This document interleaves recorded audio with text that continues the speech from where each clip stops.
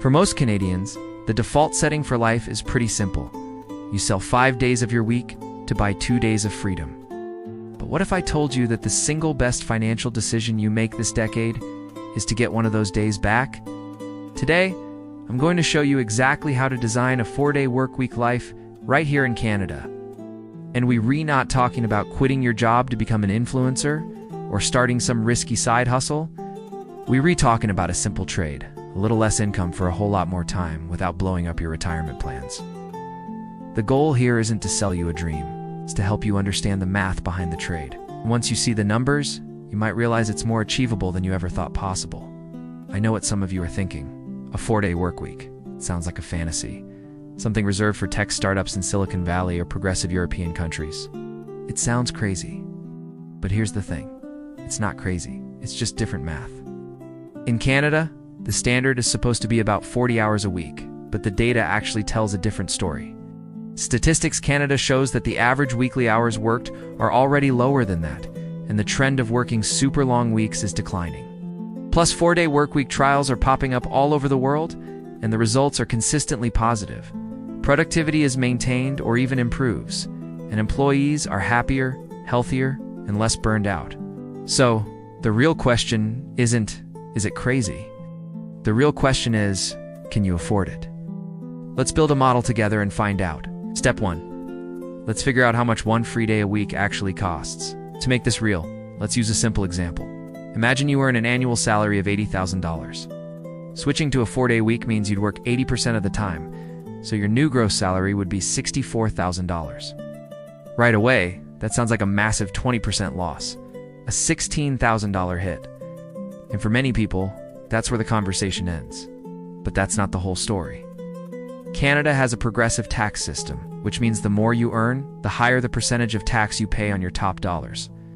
When you reduce your income, you're not just losing money, you're also losing your highest tax dollars first. After you account for federal and provincial taxes, plus deductions like CPP and EI, that 20% gross pay cut translates to a much smaller hit to your actual take-home pay, often closer to 10 or 15%. This is just an estimate, of course, so you'll want to use a real Canadian payroll calculator online to get your exact numbers. But once you do, the question changes. It's no longer, can I handle a 20% pay cut?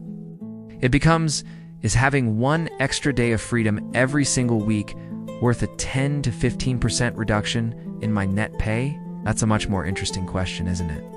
Step 2. Where do you find the money to cover that gap? This is where your new free day actually starts working for you. A 4-day workweek isn't just about losing income. It's also about cutting expenses that are directly tied to working. Think about it. One less day of commuting means less gas, less wear and tear on your car, or lower public transit costs. One more day at home means you have time to cook, which drastically reduces spending on expensive lunches and last-minute takeout dinners when you're too exhausted to even think about a stove. For parents, it could potentially mean reducing childcare costs by a full day. And then there are the less obvious savings. How often do you make impulse purchases out of sheer exhaustion or as a way to treat yourself after a brutal week? With an extra day to rest and recharge, that pressure to spend for a quick dopamine hit often fades away. Let's go back to our example.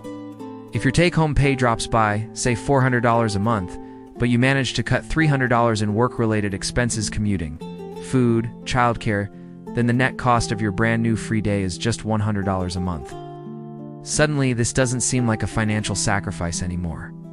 It starts to look like a really smart life optimization.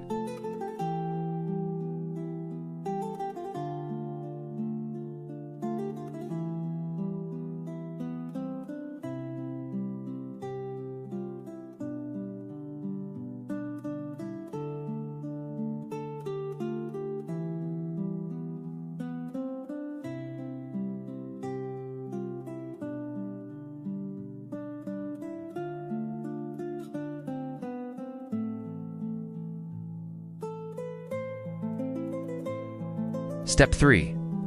Okay, but what about the big one? How does this affect my retirement? This is the fear that stops most people. We're all programmed to save, and the idea of earning less feels like sabotaging our future. But again, it's about understanding the mechanics. When you switch to a 4-day week, you'll still be paying into the Canada pension plan and employment insurance, just on a slightly smaller income base. Your RRSP contribution room will also grow a little bit slower because it's based on your earned income. This is a real trade-off, but it's not a deal breaker. You can compensate for this in a few ways. You can lean more heavily on your tax-free savings account, your TFSA, which isn't dependent on your income. Or you might decide to work a few years longer, but the key difference is that those years will be less stressful and more balanced with a 4-day schedule. It's a philosophical shift. You're removing away from the retire as early as humanly possible, at all costs, mindset, and towards a gentler, more sustainable slope of work and investing. Let's say you were investing $10,000 a year.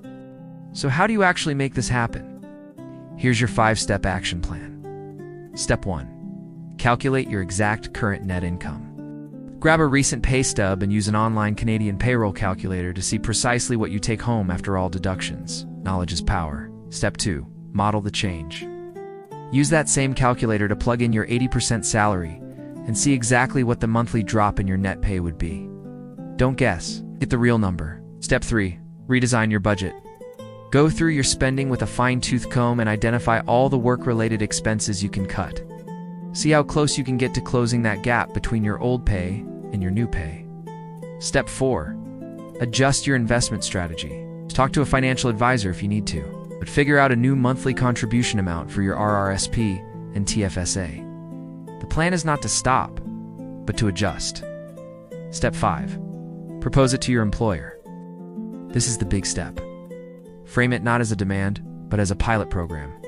Suggest a 3 to 6 month trial period where you can prove that your productivity won't suffer. During this time, you need to track everything. Your output at work, but also your stress levels, your health, and your overall happiness. Data will be your best friend in making this a permanent change. Now let's be realistic for a moment. This isn't a magic wand. It's a legitimate fear of falling behind your peers financially. But I want you to pause and really think about this. What does falling behind even mean? For many people, that extra income from a 5th day of work doesn't go towards buying freedom.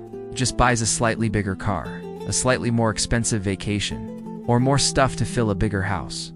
It buys more consumption, not more life. So ask yourself this question.